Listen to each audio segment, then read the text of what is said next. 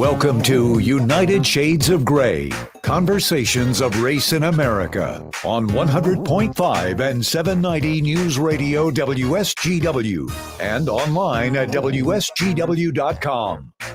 Here is your host, Kareem Bowen. Well, good evening, everyone. Thank you for tuning in to another edition of United Shades of Gray, Conversations of Race in America. I have an amazing conversation carved out with you with what I consider one of our current day civil rights leaders. He is an activist. And normally I would do this portion of the show and I would get in and talk about what's hot off the press. And there's some issues that are hot off the press.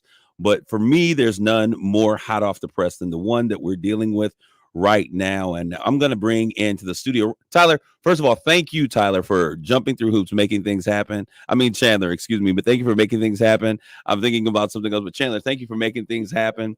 Tyler's one of the workers that works for me somewhere else, but Chandler, you my man on today. Thank you so very much. Our producer.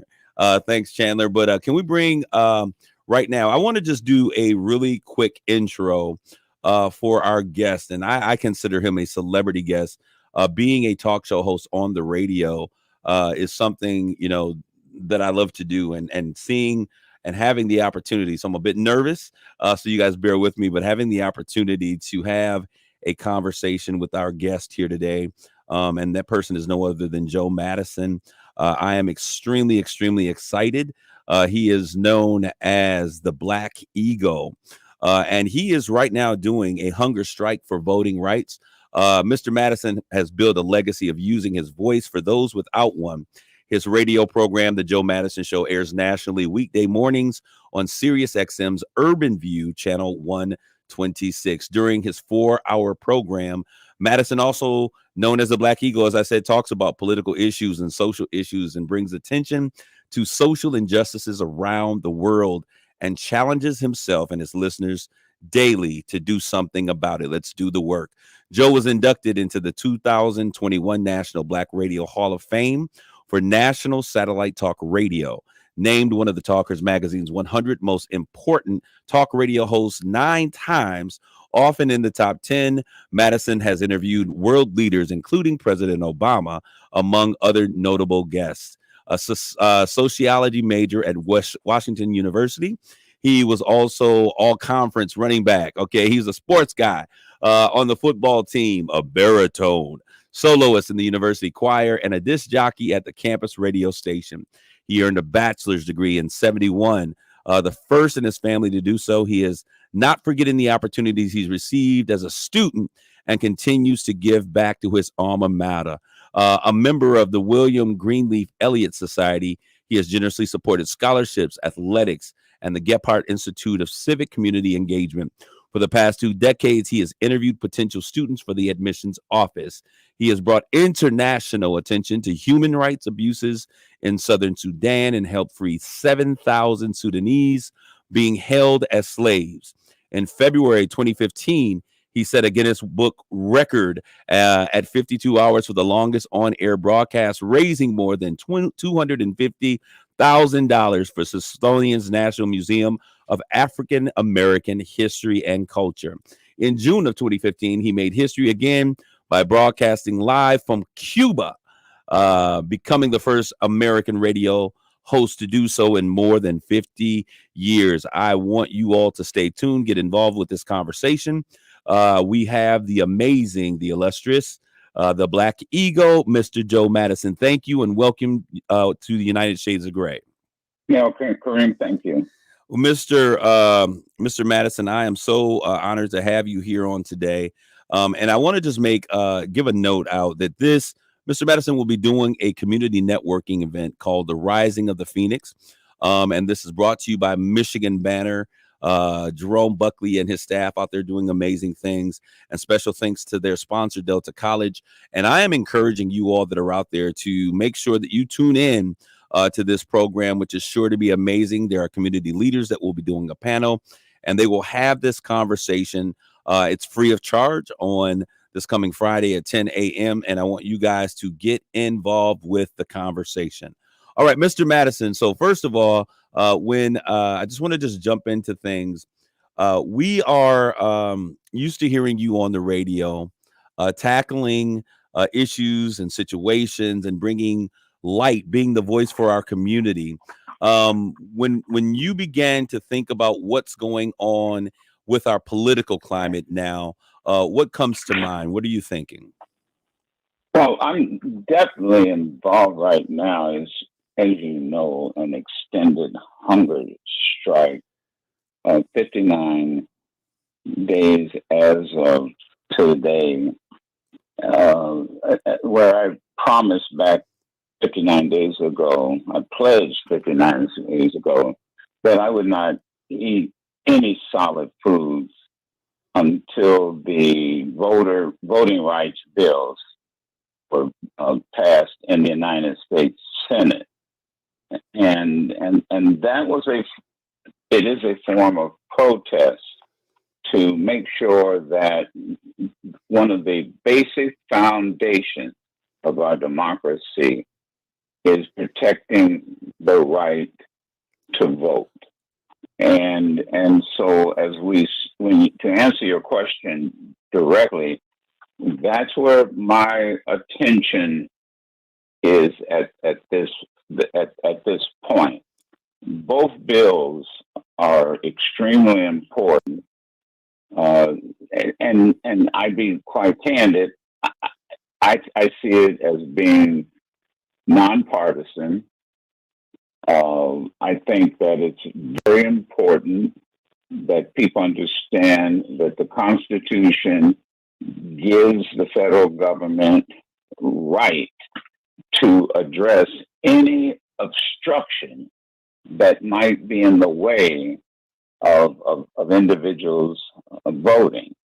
So that's how I would answer that question. So I'm doing this really to inspire others to in fact push and to push and press the Senate to pass these two important bills. Okay, I want to just give a little insight to what Mr. Madison is talking about. Mr. Madison, this is absolutely phenomenal. What we've seen since the election of 2020 has been a complete denial of the issues and the things that were at hand. Many of us, we've heard it referred to as the big lie. And since the beginning, actually before the election was completed, there was a process, a considered effort by members of the Republican Party to really change access to voting by doing, changing times, availabilities, putting mandates on different things such as identification and all types of things that made it easier to vote. Voting being the thing that makes us the democracy, the thing that makes us great as a nation. And so we have seen since that timing 400 bills, and this is according to the Brennan Center for Justice. We've seen 400 bills with voting restrictions introduced in 49 states in 2021. 19 states have already passed 34 laws restricting access. And so as a response, and that's at a state level. So at a response, and he was sharing with us, the Constitution gives the federal government certain rights.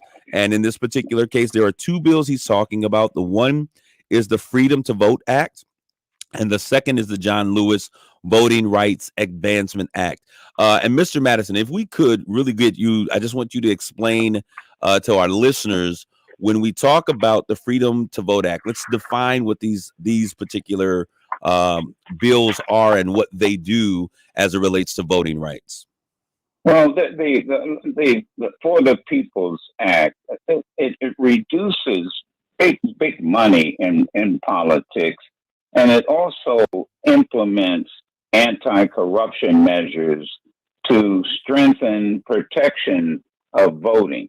One of the other things that it does it deals with exposing dark money.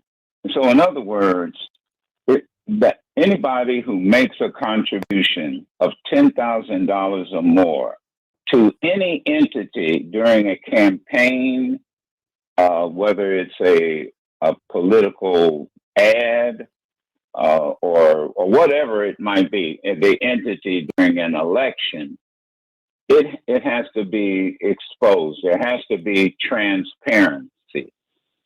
And so what's going on right now, you have individuals who don't have to reveal the source of the money. They can literally transfer it to one individual to another. Let me give you an example. Let's say you were a billionaire and you wanted to influence a campaign or issue. You could actually transfer that money to me, and I don't have to expose where that money came from. Well, for the People's Act addresses, now the John Lewis Voting Rights Advancement Act actually corrects what the United States Supreme Court did when it gutted the Section 5 of the 1965 Voting Rights Act, which in essence required pre-clearance by the Justice Department. So what it was at one point, the mostly southern states, if they implemented anything that obstructed voting of any group of people, they had to get pre-clearance from the Justice Department. So what the John Lewis bill has done or will do is it now expands it to the rest of the country. So it in essence, as somebody put it, it builds a firehouse so that we don't have efforts to obstruct people's rights to vote. I mean, let me give you an example. In Georgia, they actually passed a law that if people were in line to vote, and let's say when I ran the NAACP voter education department, and I got a group of people together and said, well, let's pass out water for folks, or maybe sandwiches, because they've been standing in line for a long time. Right. I could have been arrested. There's attempts in some states to get rid of drive-by voting. I've had individuals of political persuasions, Republicans and Democrats, who have called me and said, I didn't know that was in the bill. I'm a veteran, disabled. I've got a grandmother and aunt who uses that opportunity where the person brings the ballot out to the car. My grandmother fills it out, or the disabled person fills it out. I give it back to them. They put it in the computer, and then they bring me back the receipt. I can't remember which bill it is right now, but they even give any individual who votes a paper receipt, so that you know you have proof how that you voted. You proof that you voted.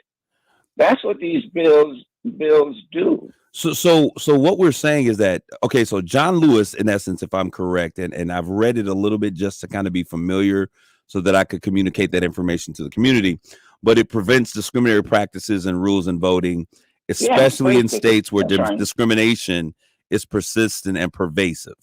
And so, and across the country, and that's nationwide. Not just the former Confederate states that put a lot of those voting restriction laws in place to stop African Americans from voting.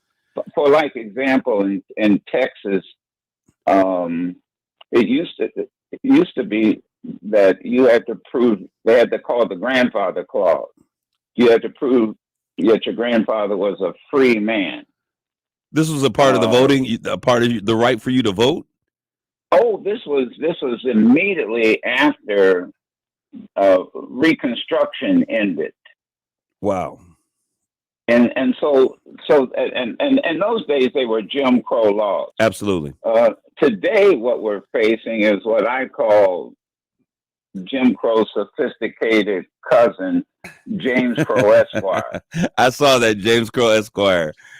All right. Okay, I want to ask you a question about what you were saying, because you made the statement that you were talking about back in the day how we had Jim Crow laws, and now we're having, in the modern day, you referred to them as James Crow Esquire and the Proud Boys being the perpetrators. Well, the Proud Boys are a bunch of they're not perpetrators. Let me interrupt you. Go ahead, These sir. are thugs. Let me tell you. There's not a person listening to me in their right mind who saw what happened a year ago, who can deny that was nothing more than a coup attempt. And I, for one, am tired of hearing people suggest that it was anything else. It was patriotism. They were tourists. They weren't carrying weapons when we now. Or by the way, remember they initially tried to blame it on some left-wing Antifa organization. Yeah, Antifa. I mean, that is one of the biggest lies that in fact has been told. So it's not just the big lie related to the election, the presidential election, but we're looking at a lie that my grandparents used to say. People would say, "Don't believe your lying eyes." You saw it, Mr. Madison. At least what I'm doing, Kareem, with my hunger strike is nonviolent. Absolutely, it's a nonviolent protest. I want to ask you. I want to ask you a question, and that was violent. Mr. Madison, I want to ask you a question, and I want to pose it this way. Tomorrow is the year anniversary that we're embarking upon the January 6th insurrection at the Capitol. Now, a year ago this time, and it's crazy how fast the time has flown. I was in the studio actually recording at about 12 noon, 1 o'clock. And I got this, breaking news from our station manager, saying, hey, the Capitol is under siege, is under attack. And looking at what we saw in the moment, and like you said, we have to believe our eyes in this moment because we saw what took place. We saw the fear in our elected officials across the board, Democrats, Republicans, Independent. They were being rushed into places for their protection. And now we see a changing of the conversation, trying to change the narrative, trying to, as we have heard and seen so many times, rewrite history. Do you believe and what do you think that if this continues, do you think that our democracy is in peril? We're seeing issues with blacks going back to Jim Crow era laws being instituted. We see an insurrection of individuals who are seen as patriots from some people in terms of what they were doing. Do you believe that our democracy is in peril? Well, absolutely. It was in peril. What they were trying to do was to circumvent the Constitution. That effort was to simply certify the electoral college votes, which would have taken no more than 30 minutes. And so you now have individuals who admit openly that they wanted to halt that process. There were 5 states, Arizona, Georgia, Pennsylvania, Wisconsin, Nevada, and right there in Michigan. Yeah. Where they wanted to overturn the results of the election, which, by the way, would have thrown the election into the House of Representatives. And that is quite honestly a repeat of what happened in 1877 to a degree. Well, okay, you're gonna have to educate us because I was never the best history buff. Please let us know, how is this a reflection of what took place in 1877? Please explain. Oh, it's a Rutherford B. Hayes compromise. Okay. Rutherford B. Hayes ran for president of the United States. There was a contested election, much like they're claiming with this past election. Rutherford B. Hayes, the election was sent to the House of Representatives, and former slave owners who had for 7 years lived under the 14th, 15th Amendment Reconstruction, what they call Civil War amendments, saw their world turned upside down. In other words, former slaves were now able to vote. They voted in record numbers, mostly men because women could not vote. And they held offices. They got elected to Congress. They got elected to the Senate. And Rutherford B. Hayes struck a deal with these Southerners. And yes, they were Democrats. We now know they were considered later on as Dixiecrats, but they said, here's what we'll do. We'll give you our support, our vote, if you remove the federal troops that were protecting these former slaves as they went to the polls to vote. And they agreed. And what immediately happened afterwards is that all hell broke loose. The Klan was born. In South Carolina, they created rifle clubs. They began assassinating Black elected officials, intimidating people away from the polls.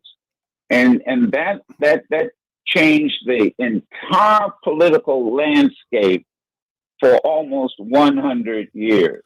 So I took that history into account when I started seeing history in a way repeating itself. And I decided that I was going to work in solidarity with individuals to get these bills passed to protect the right to vote, because I am not going to have when historians write the history of what's going on right now, like an insurrection, of an attempted coup, thoughts of, actions of probably lynching a vice president, killing elected officials right there on Capitol Hill. That I was not going to have my children and grandchildren and great grandchildren, for that matter, ask, well, Pop, what did you do to stop it? I took that history into the reconsideration, because I do not want to see what we would refer to as the end of the second Reconstruction.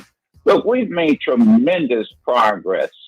Absolutely. As it relates to using the ballot to make a change in your state, my state. And so I'm just telling you, these bills have to be passed. Mr. Madison, I want to jump in really quick. We're going to take a quick commercial break, and I want you to think about this. Why a hunger strike? When we come back from this commercial break, I want to ask you to answer, with your power of a booming voice. I don't have to think long about that. Okay, well, I'll be right back. For 59 days. Okay, we're going to pay some bills real quick, and we're going to be right back. And I want to have you answer that question for our audience, okay? Stay tuned. United Shades of Gray will continue on WSGW.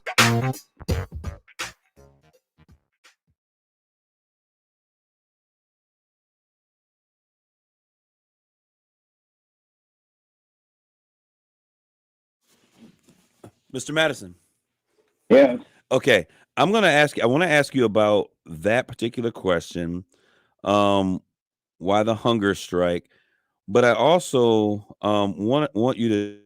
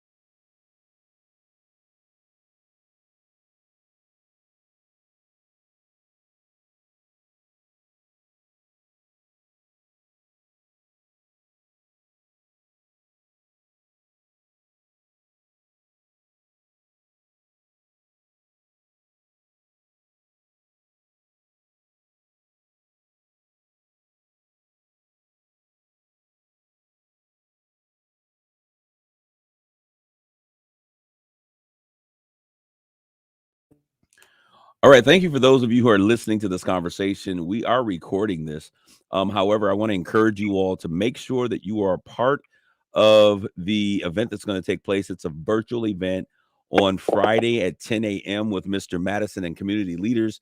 This event is brought to you by the Michigan Banner, sponsored by Delta College. So make sure you get involved because we're going to talk about really what the community must do to network together, pool resources, so that we can continue to make great things happen. We're going to continue with this interview with Mr. Madison in just a quick second, so please stay tuned.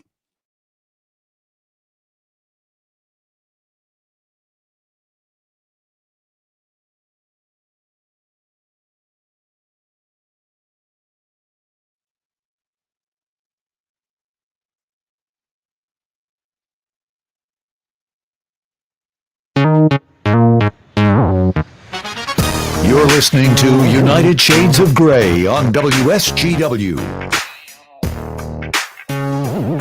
All right, you're tuned in to United Shades of Grey, Conversations of Race in America. I am your host, Kareem Bowen. Certainly thanking you for tuning in your continued listenership.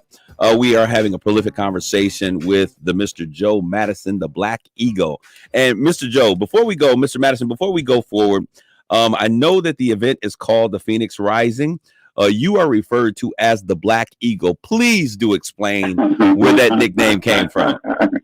This came from, I was doing talk radio in Detroit, Michigan on a talk station there.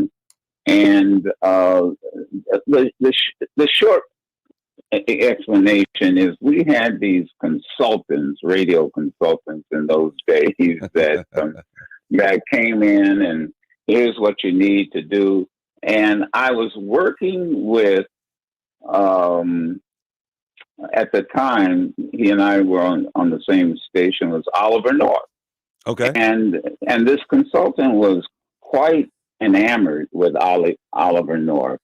And he says, "Oh, he's the Captain Kirk of your great ship Enterprise." And so, I said, "Well, what about the rest of us?" And he kind of dismissed me. And I ended up thinking, well, let me see if I can come up with a handle. And I decided I think I'm in the nation's. No, I was in Washington D.C. I take that back. I'm sorry, I said Detroit. I was in Washington D.C. WRC, and I said, you know what? I think I'm going to call myself the Black Eagle. The eagle is the nation's bird, official bird. I'm obviously an African American, Black American, and I was with Dick Gregory, my longtime friend, buddy, mentor. One of my heroes. And I said, Dick, I think I'm gonna call, and it was just a fluke. I think I'm gonna call myself the Black Eagle as a handle. But it was interesting. Immediately when I went on the air with it, people started attacking me, and saying there's no such thing as a Black Eagle. and then what happened was, this is why education is so important. It just so happened a couple of nights later, there was a National Geographic special on eagles. Yes. And come to find out that the Black Eagle was the largest species eagle, the largest eagle on the planet. And again, to fast forward, there's a artist, Robert Bateman. You can look him up. He actually did a portrait of the Black Eagle, and in some countries, the Black Eagle is the national bird. But let me tell you, for a long time, Kareem, all hell broke loose. Oh, how dare you call yourself the Black Eagle? And this is just how crazy the issue of race came. Well, the reality is it's a handle, a mantra I wear with pride. It's not an attempt to be. Well, let me tell you what it is. It's an attempt to identify. It's an attempt to be what I want to be, and I've learned a long time ago that in any business, and particularly in this business, but in anything that you do, you should be original, you should be authentic, and most important of all, you got to be daring. And so that's how that handle, because that's really all it is. But it's a powerful handle. It's a powerful one, though. The eagle is the bird that flies the highest. And so I guess if you're looking at the issues of your community, you're soaring to a height that you have a different vantage point. So I can really appreciate that. Well, there's a sermon, Aretha Franklin's father, C.L. Franklin. And please, everybody, download it. Go listen to it. It's called "The Eagle Stirreth the Nest." Yes. And let me tell you, I don't care who you are. It speaks today just like he delivered it in the 1950s. And it talks about how the eagle rises above and sees the issues, but how the eagle stirs the nest so that the young eagle it's time to leave. They don't get comfortable. That's right. It's time to stir the nest, Mr. Madison. Are you stirring the nest? Every day. Okay. So I wanted to ask you this question. I want to get back to this question. You have an amazing career in radio. Your voice is known across the country, and you've gained so much notoriety as a radio personality, bringing issues to light in communities of color.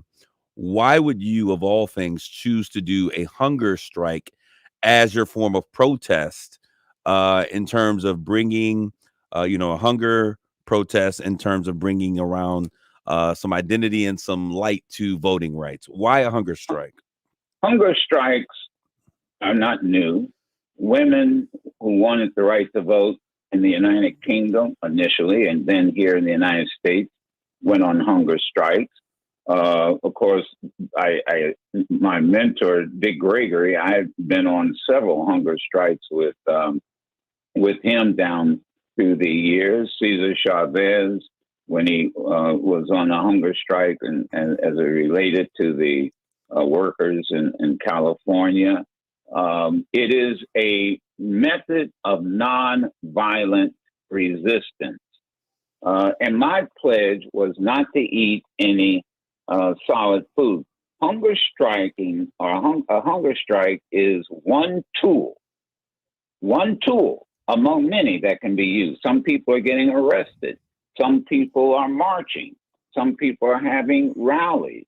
Legislators are doing their thing, because that's one of my mantras. Everybody can do something. Reality is most people don't do anything, but everybody can do something. And so a hunger strike, the message, it's one tool to get a message to the world. How important these voting rights bills are to maintaining our democracy. The hunger strike that I chose was in solidarity with other activities that were going on. So Gotcha. Hopefully it inspires people to get involved, because when they see that people, whether it's another person or it's me, are willing to sacrifice their body for a cause, they then ask themselves, well, what can I do? Okay, I want to take it right there. Is the cause that important? And so it's a nonviolent tool, and it inspires individuals to do something. Mr. Madison, I want to ask you right there. I think you took me right to where I want to go for this next question. You're doing a hunger strike. There are a number of other things that are taking place at the same time. Everyone has a role to play in this fight for equal rights and voting, and actually just what the American dream is all about, being able to cast your vote and be a part of this democratic process. What are ways that you might encourage those that are listening to this conversation across the country, wherever, about how they can get involved and what they might be able to do and in terms of mobilizing for the cause of voting rights? Well, the first thing is very practical. Right now, there are two United States senators, Joe Manchin of West Virginia, Senator Sinema of Arizona, that are saying, and just to be very candid, that the Senate rule as it relates to the filibuster is more important than protecting all of our voting rights. Huh. And so the first thing, to be very practical, one of the simplest things that people can do is to immediately contact their senators and to contact the Senate office of Manchin and Sinema. And they have to understand, look, you're trying to protect an antiquated rule. The filibuster isn't in the Constitution. Absolutely. It's a Senate rule. And by the way, both Sinema and Joe Manchin actually changed the filibuster rule in order to raise the debt ceiling. Now, wait a minute. You'll raise it to pay the credit card, the bills, but you won't raise it to protect people's right to vote? Are you kidding me? Excuse me. And by the way, historically, the filibuster has been carved out 160 times by the United States Senate since 1960. So to answer your question, the first thing people can do, the minimum. See, this is what I mean by hopefully inspiring people. If somebody is asking me, well, how is this impacting your health? Why are you sacrificing your body? I ask the question, then what are you doing? And you're going to tell me if I can go without solid food for 59 days, you can't pick up the phone, you can't tweet, you can't use social media to contact these two senators and tell them to protect the bedrock of our democracy, and that is the vote. So that's to answer your question in a very direct and pragmatic way. And then the bigger discussion is like what we're going to have on Friday. Okay. I think people ought to just be honest. Race is not complicated in America. And we tend to make it complicated. One of my best friends is Professor Henry Louis Gates. Yeah. And the brilliant Harvard professor, Finding Your Roots, creator. And he said something the other day. It's fascinating. I said, when you're a professor at Harvard, you teach Black history. You've written, you've written books. I mean, just a plethora of books on history, Black history, African history. Had you ever heard of critical race theory? And, he said, look, let me tell you something. He knew the professor, the law professor, who actually created the theory, because he was Derek Bell out of Harvard. He said, but the people who are raising this, they don't know what critical race theory is. Absolutely. And that's not the purpose. That's not why they're bringing it up. They don't want our history taught. As we speak today, most people don't realize that the governor of Louisiana just pardoned Plessy. Really? Plessy, yes. They had a ceremony today. 150 years ago, Plessy, a Black man, was arrested because of the Louisiana Code, Jim Crow law, that he could not sit in the white section of a train, and it was an arrest. It was a civil rights protest because they knew they wanted to challenge it in the Supreme Court. We ended up, because of the Supreme Court at that time, with the ruling Plessy versus Ferguson. Absolutely. And as you know, that established separate but equal. And we had to live with separate but equal until 1954. Well, today, the Plessy has been pardoned after 150 years. Wow. And see, so this isn't about critical race theory. This is about understanding if you're going to teach history, you're going to have to teach history honestly. It's not about trying to embarrass anybody. It's also about making sure that history doesn't repeat itself, that we don't have organizations like the Proud Boys, which is nothing more than the Klan in a new outfit. Than that unhooded Klan. Yeah, yeah. All right, so when you tapped into a lot of what I really wanted to talk to you about. The CRT, the movement against critical race theory. The reality is all we're hoping to do is just really have history be portrayed in the way that it was. I'll tell you, I grew up in a community that was not very blended. It was a very homogenous community, a white community. My family thought that they were doing the right thing, raising us up, giving us those opportunities. But I grew up, 1492, Columbus sailed the ocean blue, only to find out as I grew older and I studied more that you can't, discover something that already exists. So critical race theory says that we would tell the full picture of what's going on. No. That is not what critical race theory is. Explain the story there. No, what people should, educate us. Absolutely. No, it's not. I got to tell you, I'm absolutely amazed. In my day, if I wanted to find out something, I had to get dressed, trek down, take a bus to the freaking library, use the Dewey Decimal System, Yeah, back in the day. and get a book and read it. Today, all you got to do is what we say, Google. I mean, Yeah. just Google it. Yeah. Damn it, man! It's right there.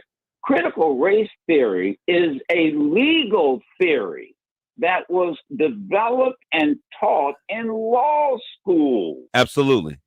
Now that's it. It has nothing to do with the history that should have been taught in high school and colleges. Absolutely. I mean, It is addressing the fact. It's a theory. So in essence, what we're saying is that if history were taught, a theory is something that has not been proven. It's something that is coming up. It's a way of thinking that we would begin to exercise. I'm going to stop you. Yes. You're making it far more complicated. It's just very simple. Google critical race theory. It is a legal class. It was a class taught at basically, I know it started because I knew the professor, Derek Bell. Absolutely. Google him. I'm familiar with Mr. Bell. I'm going to look it up, and I'll take a greater look, because I want to make sure that whatever information we are putting out there is consistent. And I've heard a number of facets of this being discussed. And so I appreciate you challenging us, because this younger generation does not take the term to read. Listen, you hear a lot of BS. Absolutely. That's part of the problem. And so folks show up at a board of education. We are not going to, or you have boards of education taking votes on taking votes on something that's not going to be talked about. Wait a minute, that they can't even define. Right. Okay, I want to ask you. I definitely think that is something they may not be their ancestors were. I see what you're saying. Tip Good out there. She's saying critical race theory is pushed by the evangelicals to conceal our history.